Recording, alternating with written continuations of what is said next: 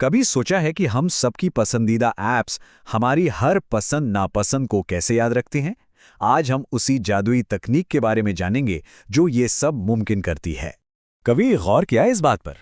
जब भी हम कोई ऐप बंद करके दोबारा खोलते हैं तो उसे हमारी सारी जानकारी कैसे याद रहती है?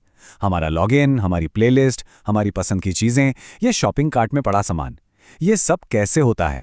इसका जवाब असल में बहुत सीधा सा है, एक डेटाबेस। जी हाँ, यही वो जादुई बक्सा है जो सब कुछ संभाल कर रखता है। तो चलिए इस जादुई बक्से को जरा खोल कर देखते हैं कि इसके अंदर आखिर है क्या, मतलब ये डेटाबेस होता क्या है। देखिए, तकनीकी तौर पर समझें तो एक डेटाबेस सिर्फ जानकारी का एक उल्टा सीधा ढेर नहीं है। नहीं, बिल्कुल नहीं। ये एक बहुत ही व्यवस्थित, मतलब ऑर्गेनाइज्ड कलेक्शन है, और इसे मैनेज करने के लिए एक बहुत ही कुशल मैनेजर होता है, जिसे हम कहते हैं डेटाबेस मैनेजमेंट सिस्टम, या शॉर्ट में कहें तो DBMS। तो सवाल ये है कि हमें इस मैनेजर यानी DBMS की ज़रूरत ही क्यों है? ज़रा सोचिए। यही वो सिस्टम है जो पक्का करता है कि हमारे पास एक ही कॉन्टैक्ट की दो एंट्रीज ना हो। यही हमारी जानकारी को गलत हाथों में जाने से बचाता है, और यही गारंटी देता है कि जब हम अपना बैंक बैलेंस देखें तो वो हमेशा सही हो। मतलब ये सब कुछ भरोसे और व्यवस्था के बारे में है। अब देखिए, हर अच्छे सिस्टम की तरह डेटाबेस के भी कुछ नियम होते हैं। और पहला नियम यह है कि डेटाबेस को बिल्कुल साफ साफ बताना पड़ता है कि उसमें किस तरह की जानकारी स्टोर होने वाली है। इसी को कहते हैं डेटा टाइप्स चुनना। चलिए इसे एक उदाहरण से समझते हैं। मान लीजिए कि हम सब मिलकर एक बस रिजर्वेशन सिस्टम बना रहे हैं। तो इसमें किसी यात्री का नाम या पता स्टोर करने के लिए कौन सा डेटा टाइप सही रहेगा? और मजे की बात यह है कि डेटाबेस की दुनिया में हर तरह के टेक्स्ट को एक ही तराजू में नहीं तौला जाता। जैसे यात्री का नाम, अब ये तो किसी भी लंबाई का हो सकता है, छोटा या बड़ा। इसके लिए हम वारचार का इस्तेमाल करते हैं। लेकिन जेंडर जैसी चीज के लिए जो हमेशा एक ही अक्षर होगा, M या F, उसके लिए हम 4 का इस्तेमाल करते हैं। ये सब क्यों? ये सब है एफिशिएंसी के लिए, ताकि कम से कम जगह का इस्तेमाल हो। ठीक है, तो टेक्स्ट की बात तो हो गई, पर नंबर्स का क्या? जैसे किसी की उम्र, मोबाइल नंबर या फिर पिन कोड। नंबर्स के लिए हमारे पास है INT, यानी कि इंटीजर डेटा टाइप। ये उम्र या पिन कोड जैसी पूरी संख्याओं के लिए, मतलब होल नंबर्स के लिए एकदम परफेक्ट है। और जानते हैं इसका फायदा क्या है?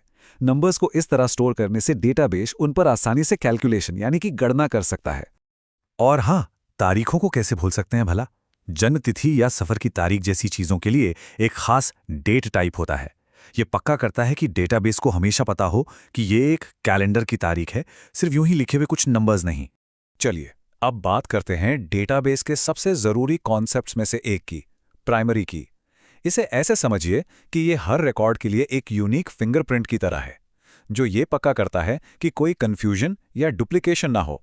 तो प्राइमरी की है क्या? ये एक ऐसा कॉलम या फील्ड है जो टेबल के हर रिकॉर्ड को एक अलग, एक यूनिक पहचान देता है। बिल्कुल वैसे ही जैसे हर नागरिक का एक यूनिक आधार नंबर होता है। जी बिल्कुल, प्राइमरी की का सिर्फ और सिर्फ एक ही काम है, डुप्लीकेशन को रोकना और डेटा को सटीक, मतलब एक्यूरेट रखना। ये हर एक एंट्री के लिए एक यूनिक आईडी की तरह है, जैसे हमारा स्टूडेंट रोल नंबर या फिर एम्प्लॉय आईडी। तो ठीक है, हमारे पास डेटाबेस है, उसमें डेटा टाइप्स भी हैं और कीज भी हैं, पर हम इससे बात कैसे करेंगे? यहीं पर एंट्री होती है SQL की, यानी स्ट्रक्चर्ड क्वेरी लैंग्वेज। सीधी सी बात, ये डेटाबेस से बात करने की भाषा है। इसे और अच्छे से समझने के लिए चलिए एक स्टेशनरी की दुकान का उदाहरण लेते हैं और देखते हैं कि SQL कमांड्स का इस्तेमाल करके उसकी इन्वेंट्री कैसे मैनेज की जा सकती है। तो ये रही हमारी स्टेशनरी की टेबल। इसमें देखिए स्टेशनरी आईडी है, नाम है, कंपनी का नाम, कीमत और कितनी क्वांटिटी है, ये सब कॉलम है। और हाँ, ध्यान दीजिए SID हमारी प्राइमरी की है। और पता है, SQL के साथ इस टेबल को मैनेज करना बहुत ही आसान है। सबसे पहले हम क्रिएट कमांड से टेबल का ढांचा बनाते हैं, फिर इंसर्ट कमांड का इस्तेमाल करके नई चीज़ें जैसे कि कोई नोटबुक इसमें जोड़ते हैं। अगर किसी चीज़ की कीमत बदल गई तो हम अपडेट से उसे बदल देते हैं। और आखिरी में अगर हमें टेबल की ज़रूरत ही नहीं है तो ड्रॉप कमांड से उसे पूरी तरह से हटा भी सकते हैं। देखिए, एक असली दुनिया के डेटाबेस में सिर्फ एक टेबल नहीं होती, बल्कि कई सारी टेबल्स होती हैं जो आपस में जुड़ी होती हैं। तो चलिए देखते हैं कि ये जुड़ाव, ये कनेक्शन कैसे काम करता है। इन टेबल्स को जो चीज़ असल में पावरफुल बनाती है वो है इनके आपस में जुड़ने का तरीका। और मुख्य रूप से 3 तरह के रिश्ते या रिलेशनशिप्स होते हैं, 1 to 1, 1 to many और many to many। और इन्हें समझना बहुत आसान है। देखिए, 1 to 1 का मतलब एक इंसान, एक पासपोर्ट। 1 to many, एक लेखक, कई सारी किताबें। और many to many, बहुत सारे स्टूडेंट्स बहुत सारी क्लासेस में एडमिशन ले सकते हैं। है ना सिंपल? और आखिर में बात करते हैं सुरक्षा की, सिक्योरिटी की। एक अच्छा डेटाबेस एक गेटकीपर की तरह काम करता है। वो कंट्रोल करता है कि कौन अंदर आ सकता है और अंदर आकर क्या-क्या कर सकता है। इसके लिए 2 बड़े ही सीधे से कमांड्स हैं। ग्रांट कमांड से किसी यूजर को परमिशन दी जाती है और रिवोक कमांड से वो परमिशन वापस ले ली जाती है। Grant and revoke, simple.